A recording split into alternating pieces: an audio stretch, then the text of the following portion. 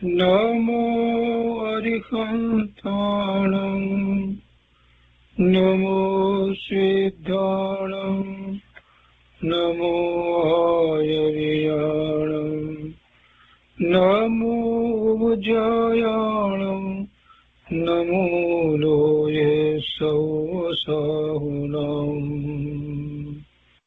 અસપંસનમોકારો સર્વપાવપનાશનો મંગલાણં ચ સૌવર્તે પરમં અવૈમંગલમ અજ્ઞાનતિમિરંધાનાં જ્ઞાનાંજનશલાકયા ચક્ષુન્મીલિतं येन તસ્મૈ શ્રીગુરુવે નમઃ મુખાદિવ્યાકુક્ષિરત્નં શબ્દજિતવર્યાત્મજં શ્રીરાજચन्द्रयहुं વन्दે તત્વલોચનદાયકં પ્રભુતત્વલોચનદાયકં.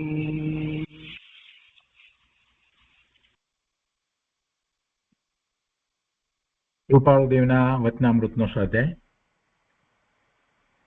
એમાં આપણે વર્ષ 26ના પત્રોનો સ્વાધ્યાય કરી રહ્યા છીએ. એ પૂરો થવા આવ્યો છે. પૂર્વે આપણે 26મા વર્ષના ઘણા પત્રોનો સ્વાધ્યાય કર્યો છે, એટલે જે બાકી રહ્યા છે એ જ પત્રોનો સ્વાધ્યાય કરીએ છીએ. આપણે ગઈ વખતે 472 પત્ર સુધી સ્વાધ્યાય કર્યો. તે પછીથી 473મા પત્રનો સ્વાધ્યાય આપણે પહેલા કરી ચૂક્યા છીએ, અને એનો સ્વાધ્યાયનો નંબર છે SRV 41, SRV 41. એટલે આપણે 473મો પત્ર નથી લેતા.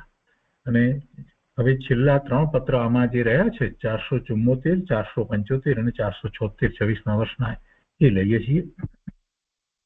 અને તે પછીથી આપણે 27મા વર્ષના પત્રો લઈશું.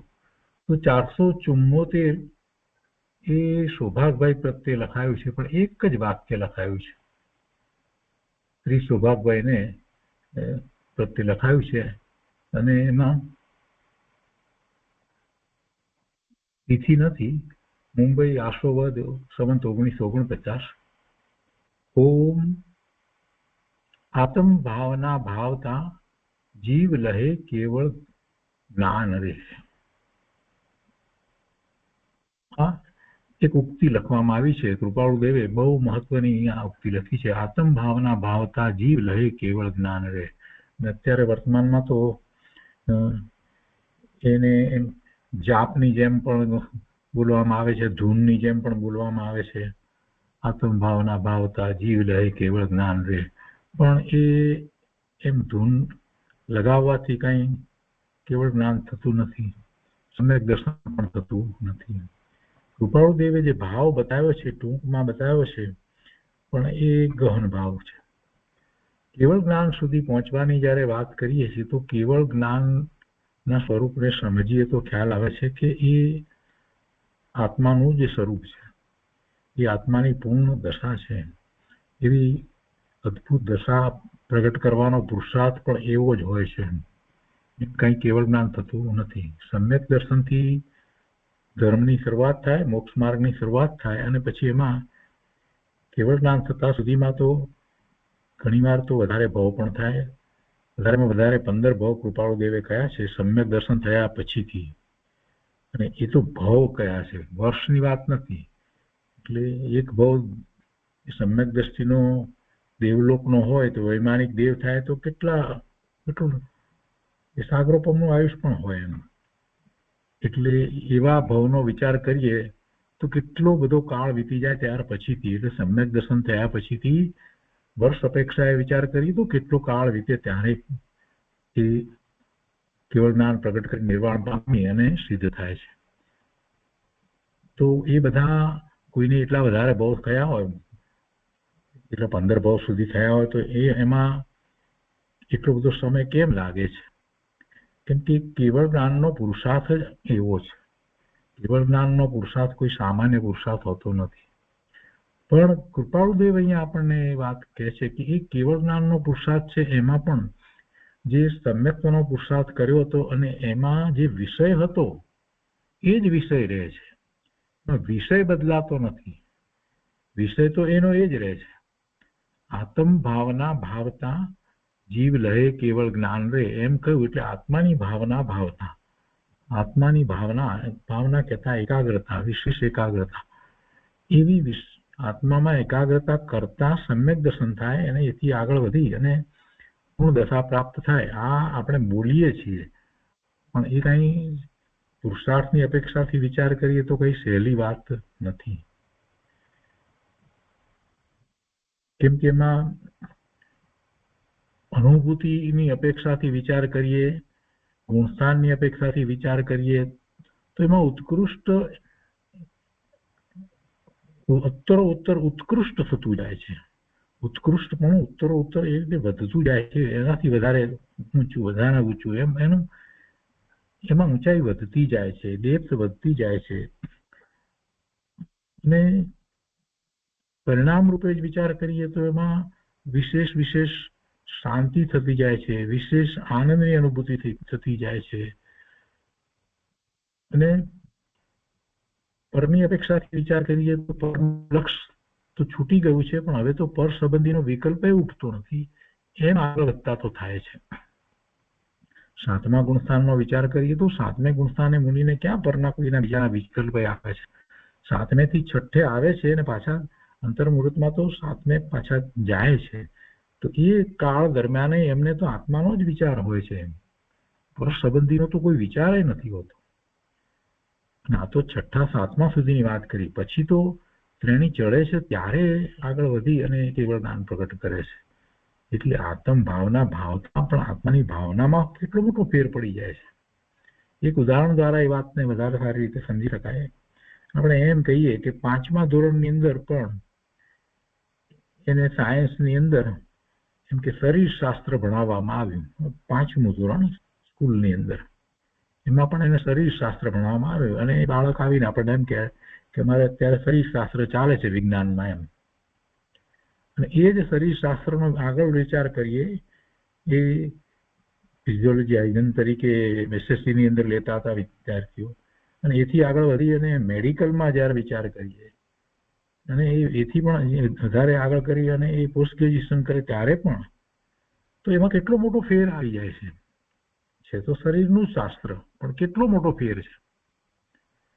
તો એવું જ આ સમ્યક દર્શનથી શરૂ કરી અને કેવળ જ્ઞાન સુધીની વાતમાં એમ છે. પણ વિષય શું છે? જેમ પહેલામાં એમ કહ્યું કે વિષય શું છે તો કે શરીર શાસ્ત્ર, શરીર વિજ્ઞાનનો વિષય છે. તો એવી રીતે અહીંયા વિષય બદલાતો નથી, વિષય આત્મા જ રહે છે. એટલે આત્મ ભાવના ભાવતા જીવ લહે કેવળ જ્ઞાન રહે. એટલે કહેવાનો અર્થ એ છે કે એ છોડવાનું જ નથી. આત્માની ભાવના ભાવતા ભાવતા એ સિવાય બીજી કોઈ વાત છે જ નહીં. સમ્યક દર્શન થાય અને પછીનો પુરુષાર્થ પણ એ જ રીતે થાય છે. સમ્યક દર્શન થાય છે ત્યારે પણ નિર્વિકલ્પ ધ્યાનમાં થાય છે અને પછી આગળ વધે છે તો પણ એ નિર્વિકલ્પ ધ્યાનમાં જ છે.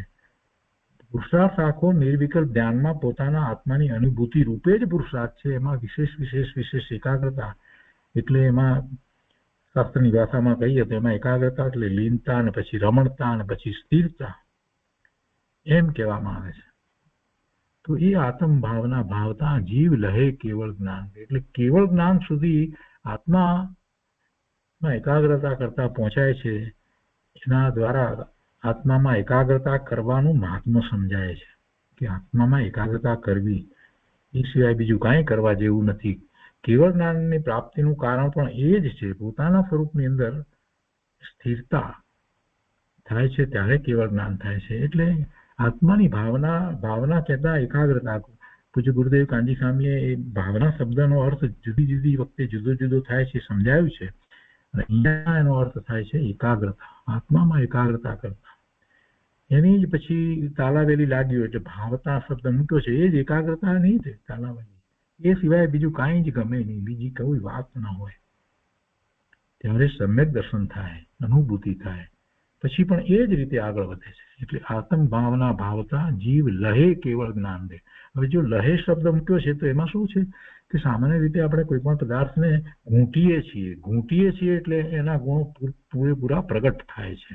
અને ગુરુદેવ કાજી સ્વામીએ તો એ ઉદાહરણ દ્વારા ઘણી વાર વાત સમજાવી છે કે લીંડી પીપર જે છે એ બહારથી ભલે કાળા રંગની હોય પણ એને પછી ઘૂંટવામાં આવે તો પછી આખો લીલો રંગ અને એની તીખાશ બરાબરી બહાર આવે છે.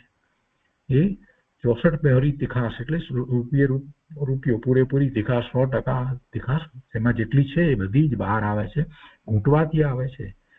તો ઘૂંટવાથી આવે છે એટલે કઈ પથ્થરને કારણે આવે છે એમ નથી, પણ અંદરમાં ભરેલું પડ્યું છે એટલે એ થાય છે. એટલે એનું નામ લહવું કહેવાય, ઘૂંટવું કહો કે લહવું કહેવું. તો જીવ એવી જ રીતે પોતે આત્માની ભાવના ભાવે છે, એમાં ઘૂંટ્યા કરે છે. એ આત્મામાં વિશેષ ને વિશેષ એકાગ્રતા એમાં જ રહ્યા કરે છે એમ ઘૂંટાયા કરે છે, એની જ વાત. અને એમ ઘૂંટે છે તો જેમ પેલી લીંડી પીપળમાંથી પૂરેપૂરી તીખાશ પ્રગટ થાય છે, તો એવી રીતે જીવનો પૂરેપૂરો જે અનંત ગુણનો પિંડ જે ભગવાન આત્મા જે કહેવામાં આવ્યો તો એનો પૂરેપૂરો લાભ એને પ્રાપ્ત થાય છે. એ લાભ પ્રાપ્ત કરનાર એ છે. એટલે અનંત ગુણો પૂર્ણપણે પ્રગટ થઈ જાય છે, તો પર્યાયમાં પ્રગટ થઈ જાય છે. માત્ર કઈ જ્ઞાન છે એવું નથી, કેવળ જ્ઞાન થાય છે તો સાથે કેવળ દર્શન પણ છે ને કેવળ જ્ઞાન પણ છે. અનંત વીર્ય પણ પ્રગટ થાય છે, અનંત સુખ પણ પ્રગટ થાય છે. એટલે એમ પૂરેપૂરું પ્રગટ થઈ જાય છે. તો આપણે જરાક આનો સંબંધીનો વિચાર કર્યો થોડો. એ પછીથી 475મો પત્ર છે. એ પણ સૌભાગભાઈ પ્રત્યે લખાયો છે. મુંબઈ આશોવદ 12 રવિવાર સંવત 1949. કૃપાળુદેવ લખે છે કે આપના 2 પત્ર સમયસારના કવિત સહિત પહોંચ્યા છે. સમયસારની ગાથા એમણે લખી હશે. આપના 2 પત્ર સમયસારના કવિત સહિત પહોંચ્યા છે. નિરાકાર સાકાર ચેતના વિશેનું કવિત મુખરસ સંબંધમાં કંઈ સંબંધ કરી શકાય તેવા અર્થવાળું નથી, જે હવે પછી જણાવીશું. મુખરસની વાત હતી ને, ગયા સ્વાધ્યાયમાં પણ એ વાત હતી. સુધારસની વાત હતી, એ જ મુખરસની વાત હતી. તો આ કોઈક પંક્તિઓ એટલે સમયસારની ગાથા કોઈક મને લખી અને સુભાગભાઈએ પૂછાયું હશે. એટલે કે છે કે સમયસારના કવિ સહિત પહોંચ્યા છે 2 પત્ર, અને નિરાકાર સાકાર ચેતના એના વિશેનું કવિત્વ એટલે એના વિશેની જે વાત છે એ ગાથા. તો એ ગાથા ને મુખરસ સાથે કોઈ સંબંધ કરી શકાય એવો અર્થ એમાંથી નીકળતો નથી. સુધારસ કે મુખરસની વાત એની સાથે સંબંધમાં લઈ શકાય એવી વાત નથી. એ વાત જુદી છે, આ જુદી વાત છે, એમ કહેવાનો આશય છે. નિરાકાર સાકાર ચેતના, ચેતના તો સાકાર છે અને નિરાકાર પણ છે. એટલે નિરાકાર ચેતના જે કહીએ છીએ એ દર્શન છે, અને સાકાર ચેતના કહીએ છીએ એ જ્ઞાન છે. દર્શન અને જ્ઞાનની ચેતના, અને અત્યારે દ્રવ્ય સંગ્રહની અંદર એ જ વિષય ચાલી રહ્યો છે. નિરાકાર સાકાર ચેતના એ 43મી ગાથામાં પણ એની વાત આવી, ત્યારે 44મી ગાથાની અંદર પણ એ જ વાત ચાલી રહી છે.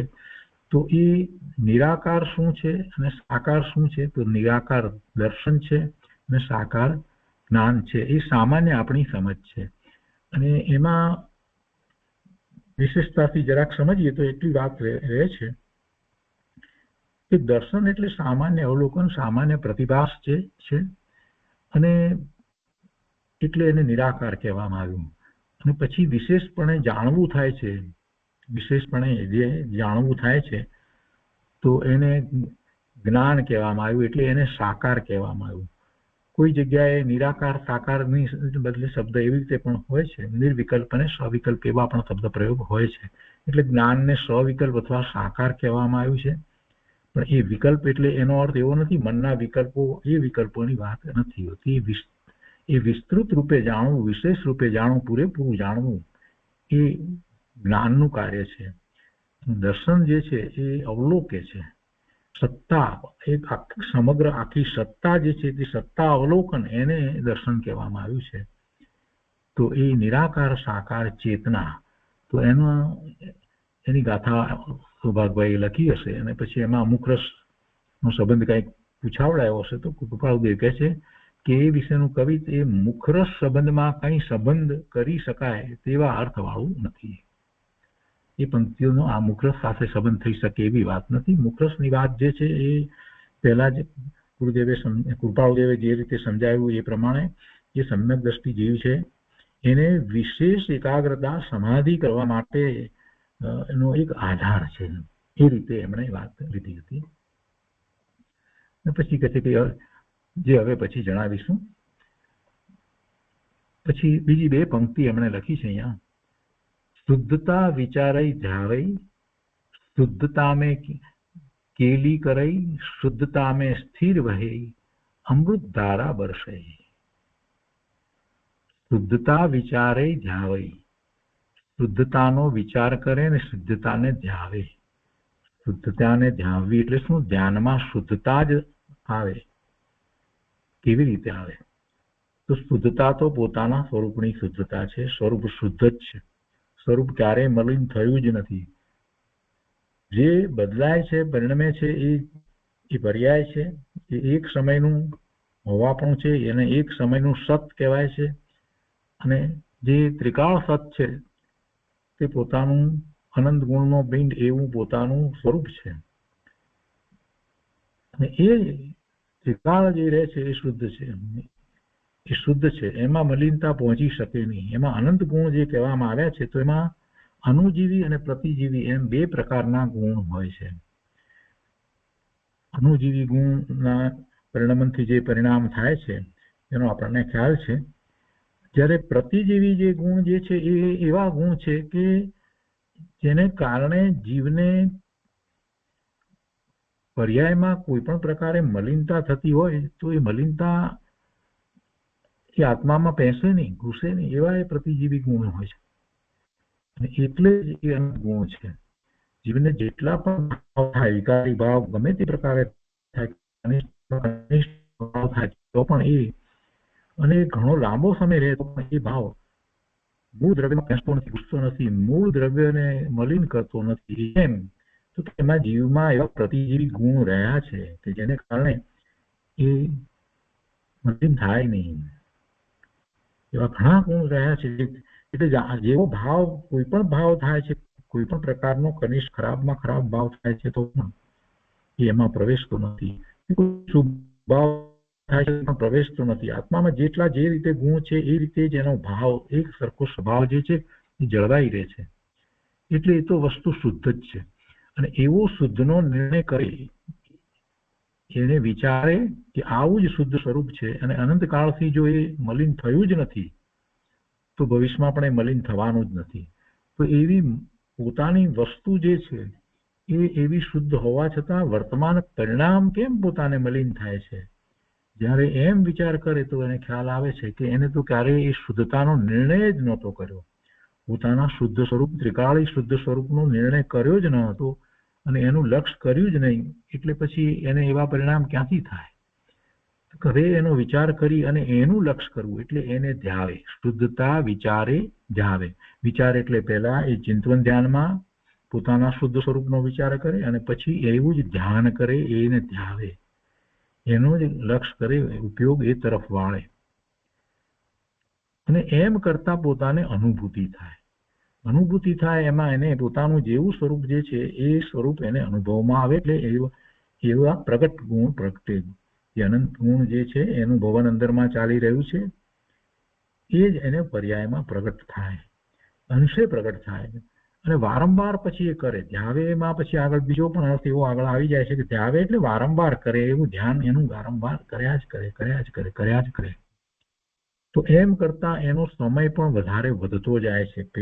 પહેલી વખત કર્યું છે ત્યારે તો થોડી ક્ષણ પૂરતો જ એને એવો આત્માનો અનુભવ થયો. પછી વારંવાર કરે છે તો વધારે સમય સુધી એવું આત્માની અનુભૂતિ જેમાં એને આનંદ સુખ શાંતિનો અનુભવ થાય છે, અપૂર્વ સુખ શાંતિ આનંદ, અને એ પણ અતિન્દ્રિયપણે, ઇન્દ્રિય દ્વારા નહીં, અતિન્દ્રિયપણે. અને જગતમાં એવા સુખ શાંતિ ક્યાંયથી પ્રાપ્ત થાય જ નહીં. જગતમાં કોઈ એવો પદાર્થ જ નથી કે જેમાંથી એવા સુખ શાંતિ આનંદની પ્રાપ્તિ થાય. એવા અપૂર્વ એવા સુખ શાંતિ આનંદની પ્રાપ્તિ થાય છે. અને એમાં જ પછી આગળ આગળ કયા જ કરે છે, કયા જ કરે છે. એટલે એનો સમય એમાં વધતો જાય છે, એની ડેપ્થ વધતી જાય છે, એના મય થઈ જાય છે. એટલે પછી કહે છે કે શુદ્ધતા મેં કેલી કરે. કેલી કરે એટલે રમે, કેલી કરે એટલે રમણતા કરે. એકાગ્રતા વધતી જાય એટલે એમાં જ રહે, અને વધારે સમય સુધી રહે એટલે કેલી કરે. એમ શબ્દ મતલબ એ કેલી કરે એ વખતનું ગુણસ્થાન કોઈ સામાન્ય ન હોય. એનું ગુણસ્થાન કેલી કરે એટલે એની રમણતા કરે. ત્યારે ગુણસ્થાન તો એનું એ રીતે જ હોય. 7મું 6ઠું ગુણસ્થાન હોય એટલે 7મા ગુણસ્થાને એમાં કેલી કરે, રમણતા કરે. 4થા અને 5મા ગુણસ્થાનની અંદર એટલું નથી હોતું. 4થા ગુણસ્થાનની અંદર તો અનુભૂતિ થાય, ફરી પાછી થોડા લાંબા ગાળે અનુભૂતિ થાય, એમાં આગળ વધતો જાય છે. અને 5મામાં એથી વધારે છે. તો જે કેલી કરે જે શબ્દ મૂક્યો એટલે એનામાં રમણતા કરે. એ રમણતા ક્યારે કરે? એની પાસે એટલો સમય હોય તો રમણતા થાય ને. તો એ 7મા ગુણસ્થાન જેવી જયારે દશા થાય છે ત્યારે જ થાય છે. અને 7મું ગુણસ્થાન તો મુનિને હોય છે. નગ્ન દિગંબર મુનિને 12માં ચોખ્ખું દ્રવ્યલિંગ હોય છે, 28 મૂળ ગુણ સહિત. અને એને અંતરંગમાં એવું 7મું ગુણસ્થાન પ્રગટ કરે. બાહ્યમાં દ્રવ્યલિંગ છે માટે 7મું ગુણસ્થાન છે એમ નહીં, પણ જે કોઈને પણ આપણે 7મું ગુણસ્થાન કહીએ તો એ બાહ્યમાં એને ચોખ્ખું દ્રવ્યલિંગ હોય જ. એ વિના તો 7મું ગુણસ્થાન આવે જ નહીં. વસ્ત્ર સહિત કઈ 7મું ગુણસ્થાન આવે નહીં. એટલે એ મુનિની દશાની વાત લીધી છે. શુદ્ધતા મેં કેલી કરે, એવા શુદ્ધ સ્વરૂપમાં એ રમણતા કરે છે. અને પછી તો એમાં જ વિશેષ રમણતા કરે છે. અને અંતર્મુહૂર્તમાં એ બહાર આવે છે, એને બદલે એ એમાં જ પછી સ્થિર થઈ જાય. એમાં જ સ્થિર થઈ જાય, સ્થિરતા કરી લે તો પછી શ્રેણી ચડે છે. એટલે કે છે કે શુદ્ધતા મેં સ્થિર વહે, શુદ્ધતામાં સ્થિર થાય. સ્થિર થાય એટલે પછી એ 7મા ગુણસ્થાનથી આગળ શ્રેણી ચડે છે. એટલે પછી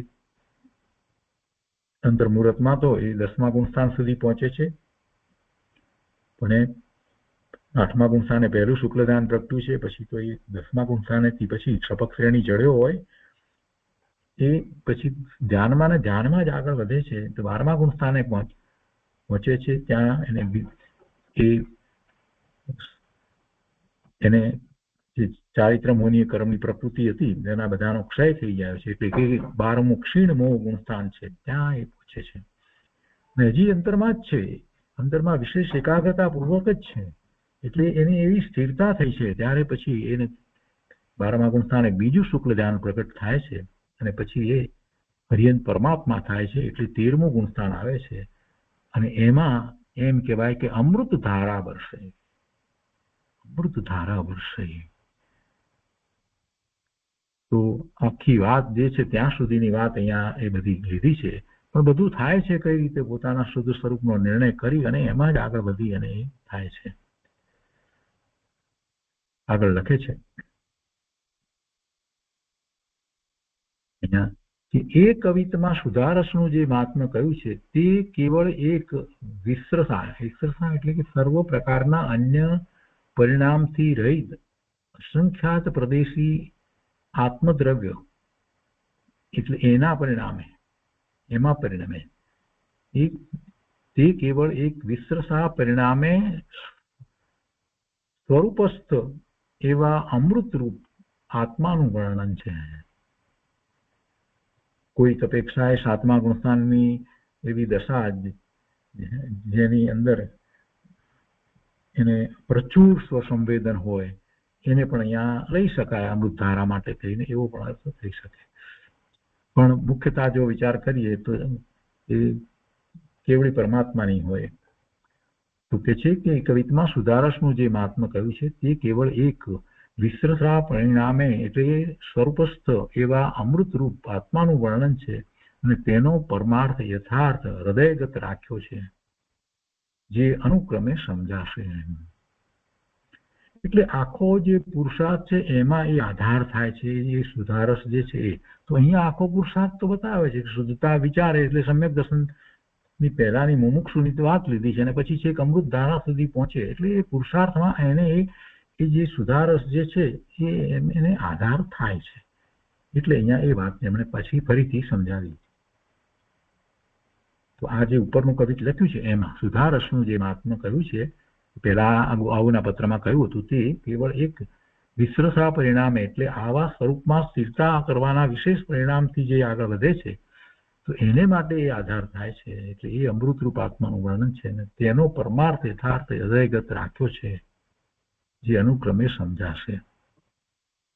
તો એ રીતે 475મો પત્ર પ્રભાતભાઈ ઉપરનો પૂરો થયો. હવે તે પછીથી 476મો પત્ર છે, પણ એ કોની ઉપર છે એ સ્પષ્ટ નથી, બહુ ટૂંકો પત્ર છે.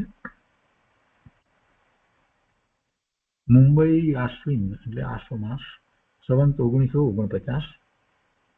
કૃપાળુદેવ લખે છે કે જે ઈશ્વર ઈચ્છા હશે તે થશે. માત્ર મનુષ્યને પ્રયત્ન કરવાનું સર્જેલું છે અને તેથી જ પોતાના પ્રારબ્ધમાં હોય તે મળી રહેશે. માટે મનમાં સંકલ્પ વિકલ્પ કરવા નહીં. પછી નીચે લખ્યું છે કે નિષ્કામ યથાયોગ્ય, એવી રીતે નિષ્કામ યથાયોગ્ય. હવે આ બધાને માટે લાગુ પડે એવો પત્ર છે. જેને પણ કંઈક ઈચ્છા થતી હોય કંઈક મેળવવાની, પ્રાપ્ત કરવાની, એવી બધી, અથવા તો વેપાર માટેની અથવા તો કોઈ એવા પદની કે કોઈ પણ જાતની એવી જેને ઈચ્છા આકાંક્ષાઓ થતી હોય એને સમજાવી દીધું છે કે પરિણામ તો જેમ થવાના છે તેમ થશે. એટલે ઈશ્વર ઈચ્છા હશે તે થશે. હવે અહીંયા ઈશ્વર ઈચ્છાનો અર્થ આપણે જે સામાન્ય રીતે જે અન્ય દર્શનની અંદર જેમ કહે છે એવી રીતે લેવાનો નથી. ત્યાં તો ઈશ્વર ઈચ્છા એટલે એમ કે એ કરનારો તો ઈશ્વર છે, એ જ બધું કરશે, એટલે એની ઈચ્છા પ્રમાણે થાય. આખા જગતનું નિયમન કરનાર તો કોઈ ઈશ્વર છે, એ જ કરે, એ કરે એમ થાય. આપણે જૈન દર્શનમાં એવી રીતે નથી લેતા અને કૃપાળુદેવના અંતરમાં પણ એવી વાત નથી કે કોઈ જગતનું નિયમ કરનારો ઈશ્વર છે અને એની ઈચ્છા હશે તે પ્રમાણે પરિણામ થશે, એવો અર્થ કૃપાળુદેવના અંતરમાં પણ નથી. કૃપાળુદેવ જ્યારે એમ કહે છે કે ઈશ્વર ઈચ્છા હશે તે થશે, તો એનો અર્થ એ છે કે જે પ્રારબ્ધ હશે તે પ્રમાણે પૂર્વે જેવા ભાવ કર્યા એ પ્રમાણે કર્મના બંધ પડ્યા અને એ પ્રમાણે ઉદય આવવાના હશે તે આવશે. એ ઈશ્વર ઈચ્છા કહેવાય. એ ઈશ્વર ઈચ્છા કહેવાય. ઐશ્વર્ય પોતાનું છે, એ ઐશ્વર્ય પોતાનું છે ને એ ઐશ્વર્ય પહેલા કેવી રીતે પરિણમ્યું, કેવા ભાવે થયું, એ પ્રગટ નહોતું, તો એ પ્રમાણે હવે જ્યારે એના ઉદય આવશે તો એ પ્રગટ થશે. એવા સંયોગો પ્રાપ્ત થશે. તો જે ઈશ્વર ઈચ્છા હશે તે થશે. તો માત્ર મનુષ્યને તો પ્રયત્ન કરવાનું સર્જેલું છે. હવે પ્રયત્ન કરવાની વાત લીધી એટલે આવા જ્ઞાની પુરુષ તો કોઈ બહારમાં બીજી કોઈ વસ્તુનો પ્રયત્ન કરવાની તો વાત ન કરતા હોય. મુખ્યતા તો એ જ હોય કે ધર્મની અપેક્ષાથી, સમ્યક્તો પ્રગટ કરવાની અપેક્ષાથી જ પ્રયત્ન કરવાની વાત કરતા હોય એમ જ સમજાય. કદાચ કોઈને એમ એવો પ્રશ્ન પણ થયો હશે કે અમે આ બધું કંઈ કરીએ છીએ પણ છતાં પણ કાંઈ થતું નથી, તો એમ એવા કંઈ પરિણામ અપેક્ષા રાખી હોય તથા તો કોઈ નિદાન કરતું હોય, એવા નિદાનથી બંધ પડે તો પછી ના, એવું કંઈક વિચારવાનું નથી. આપણું કર્તવ્ય જે છે તે દિનેશ્વર ભગવાનની વાણીમાં જેમ વસ્તુ સ્વરૂપ પ્રકાશ્યું છે એવા વસ્તુ સ્વરૂપનો સ્વીકાર કરી અને એની દ્રષ્ટિ કરી અને એવો પુરુષાર્થ કરવો, એ મનુષ્યને માટે એ કર્તવ્ય છે. એ પ્રયત્ન કરવાનું છે અને પછી પરિણામ જે થવાના છે તે થશે જ. જે પરિણામ થવાના હશે તે જ થશે. બીજા કંઈ પરિણામ થઈ જવાના છે, કોઈ તમારા પરિણામ બગાડી નાખવાનું છે એવી કોઈ વાત છે જ નહીં. અહીંયા પૂજ્ય ગુરુદેવ કાંજી સ્વામીનો વિચાર કરીએ તો એમની વાત લઈએ તો એમણે તો એ વાત કરી જ છે કે જે પરિણામ થવાના છે ને જે કાળે થવાના છે તે કાળે જ થશે. ક્રમબદ્ધ પર્યાયની વાત એમણે તો કરી દીધી છે. ને જ્યારે એવા પરિણામ થશે ત્યારે એવા પુરુષાર્થ એવા જ હશે, પાંચે સંભાયપૂર્વક એવા પરિણામ જ થશે. અહીંયા કહે છે કે જે ઈશ્વર ઈચ્છા હશે તે થશે. માત્ર મનુષ્યને પ્રયત્ન કરવાનું સર્જેલું છે. મનુષ્યની ગતિ છે તો એમાં જ એ વધારેમાં વધારે ઉત્કૃષ્ટમાં ઉત્કૃષ્ટ એવો પુરુષાર્થ કરી શકે છે એ પરમાર્થ માટેનો આખો પુરુષાર્થ એ મનુષ્ય ગતિમાં થાય છે. કેમ કે કેવળ જ્ઞાન બીજી કોઈ ગતિમાં થતું નથી. બીજી કોઈ ગતિમાં કેવળ જ્ઞાન થતું નથી. પાંચમા ગુણસ્થાનથી આગળ તો જવાતું નથી. તિર્યંચમાં હજી પાંચમા ગુણસ્થાનની વાત કરવામાં આવી છે અને દેવોને તો હજી ચોથું ગુણસ્થાન જ રહે છે. એમને તો પાંચમું આવતું નથી. એટલે મનુષ્ય ગતિમાં જ કેવળ જ્ઞાન સુધી પહોંચે છે. એટલે એ મનુષ્યની ગતિમાં એને પ્રયત્ન કરવો એ વાત તો ભગવાનના જ્ઞાનમાં આવેલી છે કે આવો તને અમૂલ્ય અવસર મળ્યો છે તો તું એમાં નહીં પ્રયત્ન કરે, એમાં પુરુષાર્થ નહીં કરે તો ક્યારે કરીશ. એટલે કે છે કે માત્ર મનુષ્યને પ્રયત્ન કરવાનું સર્જેલું છે અને તેથી જ પોતાના પ્રારબ્ધમાં હોય તે મળી રહેશે. હવે જો કોઈ પેલા એવા વ્યક્તિ હોય એને પૈસા સંબંધી કે એના સંબંધીની વાત હોય, દાખલા તરીકે સૌભાગભાઈની જ કદાચ વાત હોય તો એમને કદાચ એ વિસ્તૃત કંઈક થતું હોય તો એમને માટે પણ એ લાગુ પડી જાય છે કે ભાઈ જે પ્રારબ્ધમાં હોય એ પ્રમાણે સંયોગ અને લક્ષ્મી કે જે કાંઈ મળવા જેવું હશે એ મળી રહેશે. અને બીજી રીતે બીજાને માટે પણ હું કહીએ તો પણ એને માટે પણ એમ જ થાય છે કે જે ઉદય આવવાના છે એ તો ઉદય આવી જ નહીં જ રહેશે. તમારે તમારો પુરુષાર્થ તો ચાલુ જ રાખવો. અને આ પુરુષાર્થને અને પેલા ઉદય આવે એને ખરેખર કાંઈ સંબંધ નથી. વર્તમાન પુરુષાર્થને અને જે ઉદય આવે એને ખરેખર કાંઈ સંબંધ નથી. જે ઉદય આવે છે એ તો પૂર્વના કર્મનો ઉદય આવે છે અને વર્તમાનનો પુરુષાર્થ જે છે એ જો સ્વના લક્ષ્ય થયો હશે તો એના ફળ તો પોતાને પ્રાપ્ત થશે જ. એટલે માટે મનમાં સંકલ્પ વિકલ્પ કરવા નહીં, કોઈ પણ જાતના વધારાના વિચારો કરવા નહીં અને આપણે જે કરવાનું છે પરમાર્થે જે કાર્ય કરવાનું છે એ કરવું. એમાં 476 અહીંયા પત્ર પૂરો થયો. એ 26મા વર્ષના પત્રો અહીંયા પૂરા થાય છે. એ પછી 27મા વર્ષના પત્રો 477 થી શરૂ થાય છે અને એમાંના આપણે ઘણા પત્રો કર્યા છે અને પિયુષભાઈ એની એક ખાસ નોંધ મને મોકલી છે તો એ પ્રમાણે આપણે આગળ લઈએ છીએ. અને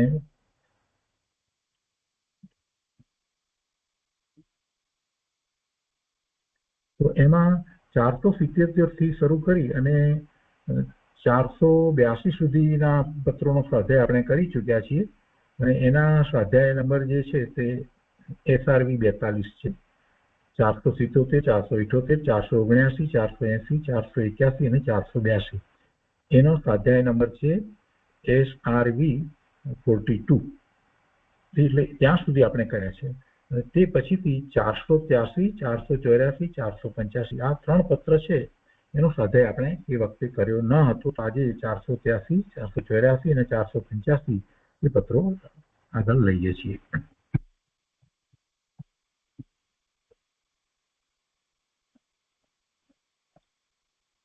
પત્રાંક 483. આ પત્ર સૌભાગભાઈ પ્રત્યે લખાયો છે પણ એ અંજાર લખાયો છે. એ વખતે સૌભાગભાઈ અંજાર હશે એટલા માટે.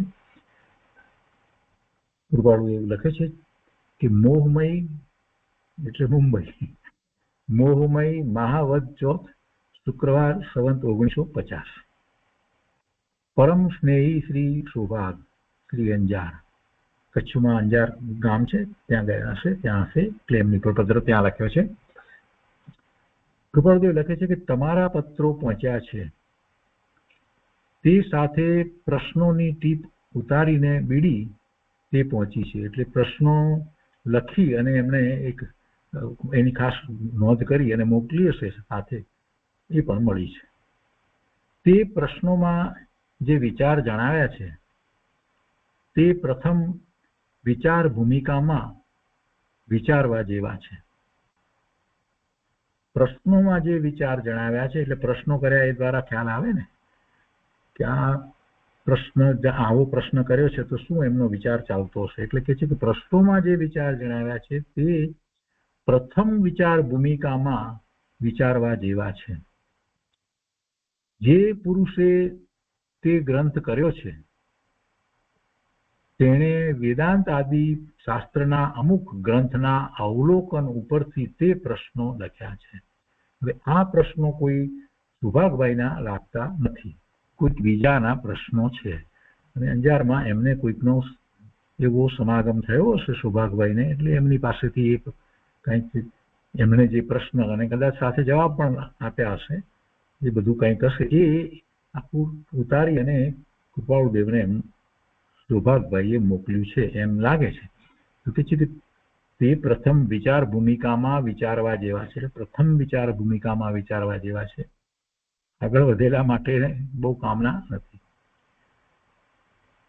જે પુરુષે તે ગ્રંથ કર્યો છે, હવે જેમાંથી વાત લીધી હશે એ, તો તેણે વેદાંત આદિ શાસ્ત્રના અમુક ગ્રંથના અવલોકન ઉપરથી તે પ્રશ્નો લખ્યા છે.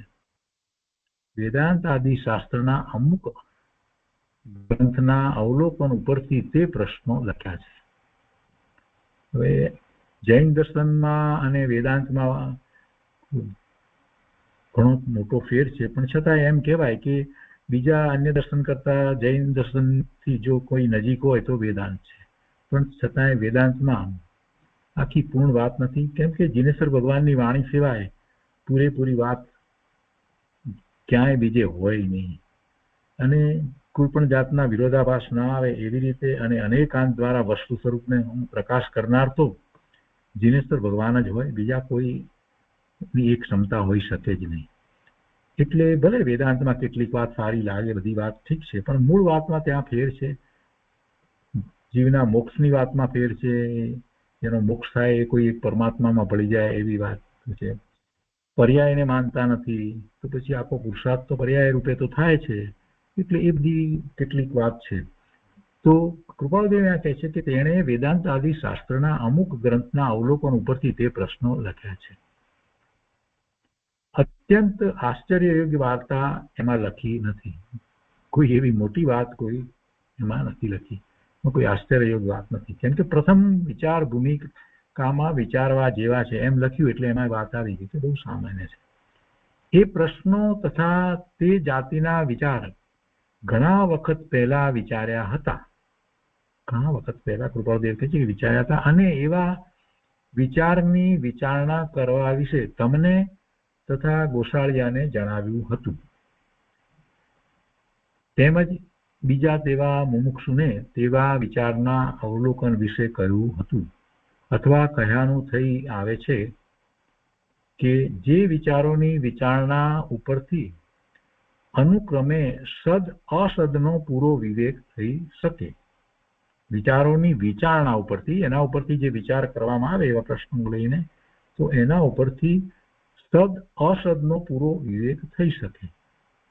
પેલા પ્રશ્ન દ્વારા એમ નથી કેવું કે એના ઉત્તર દ્વારા એમ નહીં, પણ એનો વિચાર કરી અને આગળ વધે તો એને કેટલીક વાતનો નિર્ણય થાય કે સદ અસદ, સદ અને અસદ શબ્દ છે, સત અસત શબ્દ નથી, એટલે સદ અને અસદ. સદ એટલે જે છે, સદભાવ આપણે કહીએ છીએ જે છે, અને અસદભાવ કહીએ છીએ તો જે ભાવ નથી તે.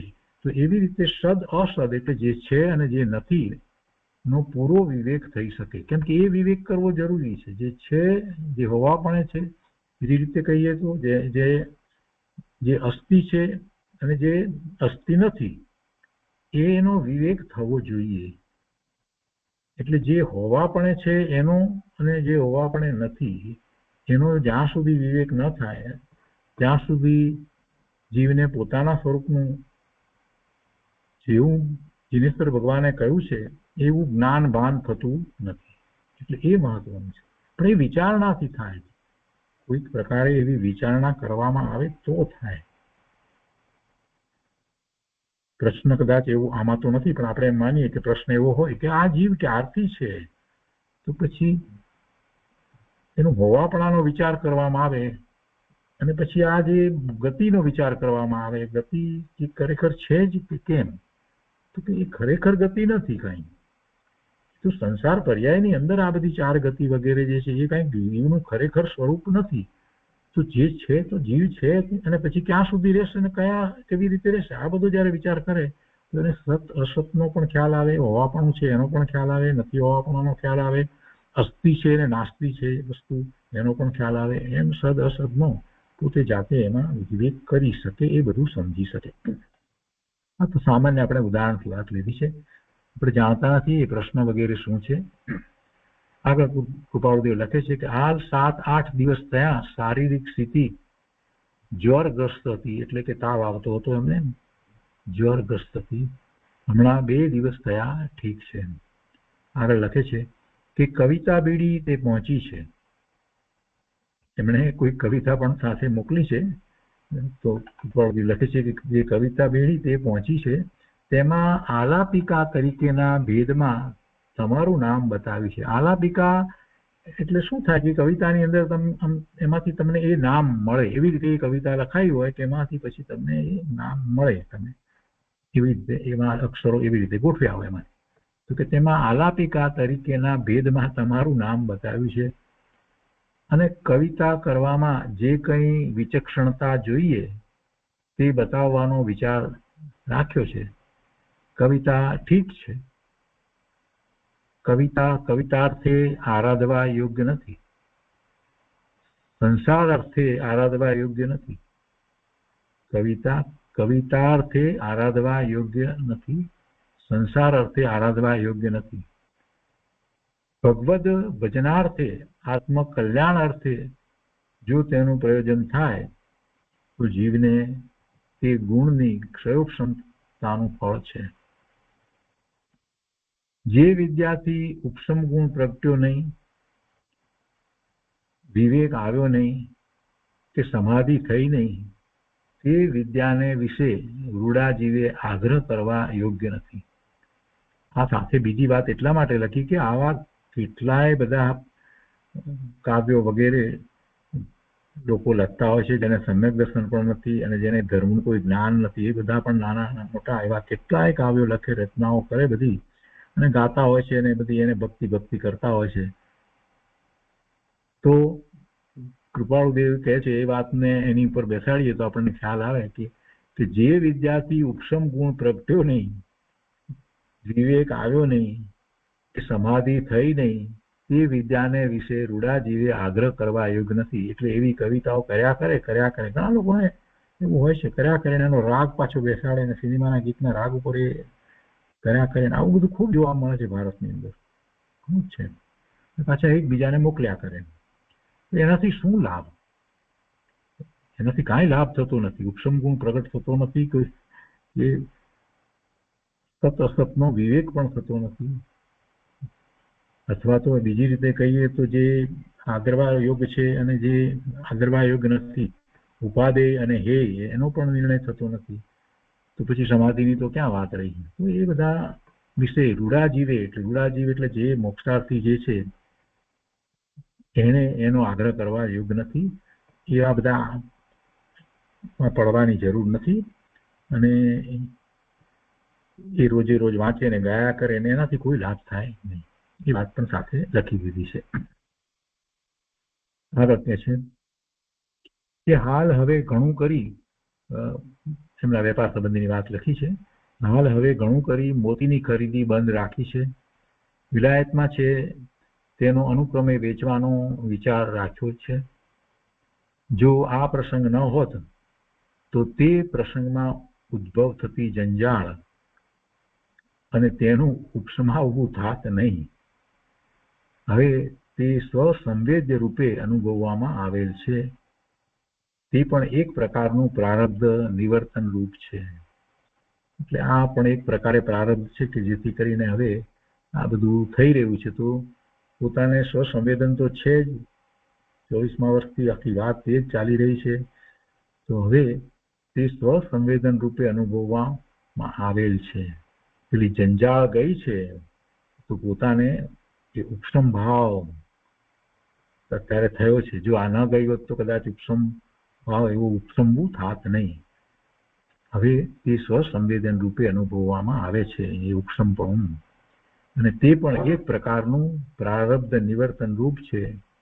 સવિગત જ્ઞાન વાર્તાનો હવે પત્ર લખશો તો ઘણું કરી તેનો ઉત્તર લખીશું. એટલે એમને હવે અવકાશ છે અને કાંઈ પણ એ બધી વાત લખશે તો કૃપાળુદેવ હવે એનો ઉત્તર લખશે. ઉપાધિ ઓછી થઈ છે ને કંઈક વેપારની, એટલે તો એ 483મો પત્ર થયો. એના પછી 484મો પત્ર છે. એ પણ સૌભાગભાઈ પ્રત્યે છે, બહુ ટૂંકો પત્ર છે. મોહમય મહાવદ આઠમ ગુરુવાર સંવત 1950. પરમ સ્નેહી શ્રી સુભાગ શ્રી અંજાર.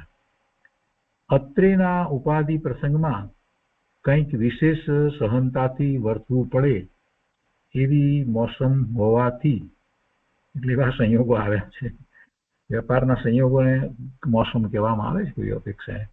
તો અત્રેના ઉપાધિ પ્રસંગમાં કંઈક વિશેષ સહનતાથી વર્તવું પડે એવી મોસમ હોવાથી આત્માને વિશે ગુણનું વિશેષ સ્પષ્ટપણું વર્તે છે.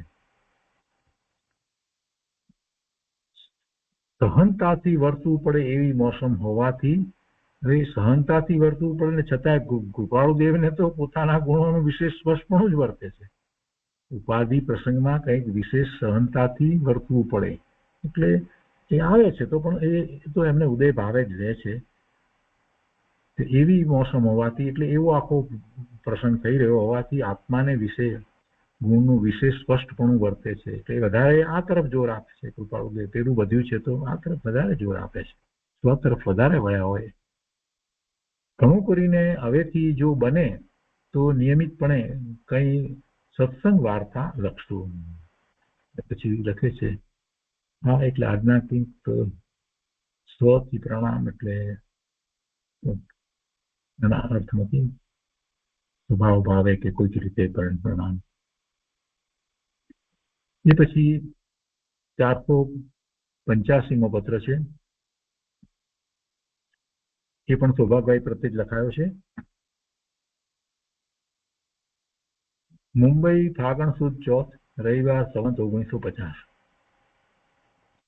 પરમ સ્નેહી શ્રી સુભાગ્ય શ્રી અંજાર.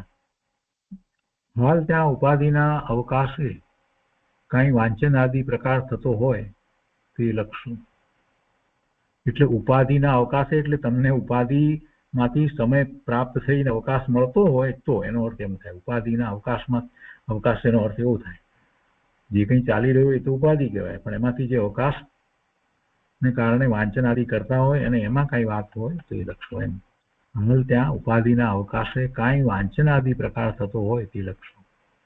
ઉપાધિ તો છે જ. આગળ લખે છે કે હાલ 1.5 થી 2 માસ થયા ઉપાધિના પ્રસંગમાં વિશેષ કરી સંસારનું સ્વરૂપ વેદાયું છે. હાલ 1.5-2 માસ થયા ઉપાધિના પ્રસંગમાં વધારે વિશેષ કરી સંસારનું સ્વરૂપ વેદાયું છે. એવા વિકલ્પો કંઈક રહ્યા હશે એટલે એવું લખ્યું છે. એવા જો કે પૂર્વે ઘણા પ્રસંગ વેદ્યા છે, તથાપિ જ્ઞાને ઘણું કરી વેદ્યા નથી.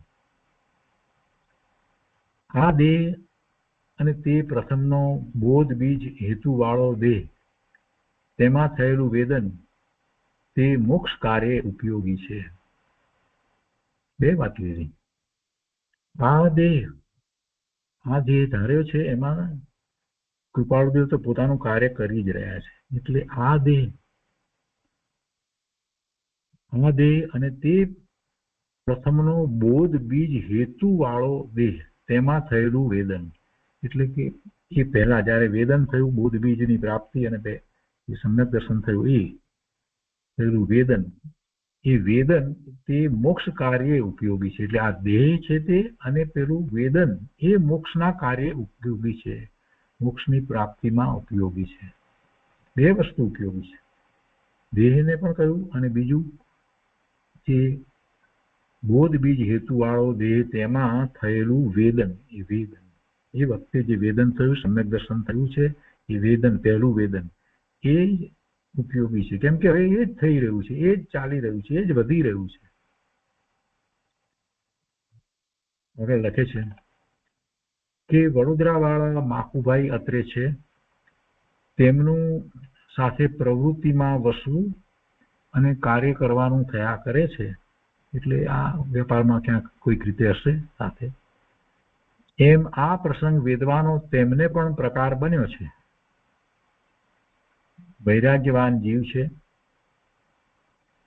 પ્રજ્ઞાનું વિશેષ પ્રકાશવું તેમને થાય તો સત્સંગનું ફળ થાય તેવો યોગ્ય જીવ છે. પ્રજ્ઞાનું વિશેષ પ્રકાશવું તેમને થાય, એટલે કે એમને અંતરમાં જ્ઞાન વાર્તાનો રસ પડે, રુચિ થાય. પ્રજ્ઞાનું વિશેષ પ્રકાશવું તેમને થાય તો સત્સંગનું ફળ થાય તેવો યોગ્ય જીવ છે. તો પછી સત્સંગમાં, એટલે કે સત્સંગમાં જે જ્ઞાન વાર્તા જે કરવામાં આવે છે, આત્માર્થે જે કંઈ કહેવામાં આવે એ જ્ઞાન, એ પ્રજ્ઞા, એનું પ્રકાશવું થાય તો ખરેખર સત્સંગનો લાભ થાય. તો કૃપાળુદેવ સાથે રહ્યા છે એનો લાભ એમને થાય. એટલે એ દ્રષ્ટિકોણથી એ કૃપાળુદેવની સાથેનો સમય વિતાવે તો ખૂબ લાભ થાય. આગળ લખે છે કે વારંવાર કંટાળી જઈએ છીએ તથાપી પ્રારબ્ધ યોગથી ઉપાધિથી દૂર થઈ શકાતું નથી. પ્રારબ્ધને કારણે એ ઉપાધિ તો રહે જ છે, કંટાળી જઈએ એવી ઉપાધિ તો રહે જ છે, એ તો જતી નથી. એ જ વિજ્ઞાપન વિગતિ પત્ર લખશો. આત્મ સ્વરૂપે પ્રણામ. તો એ રીતે આ 485મો પત્ર પણ પૂરો થયો. એટલે 27મા વર્ષના આપણે 483, 484 અને 485 એ પત્રો કર્યા છે, અને એ પછીના જે પત્રો છે એ આપણે એનો સ્વાધ્યાય કરેલો છે. તો એની વિગત આપણે ગ્રુપમાં મૂકી છે. તો આજનો સ્વાધ્યાય અહીંયા સુધી રાખીએ છીએ.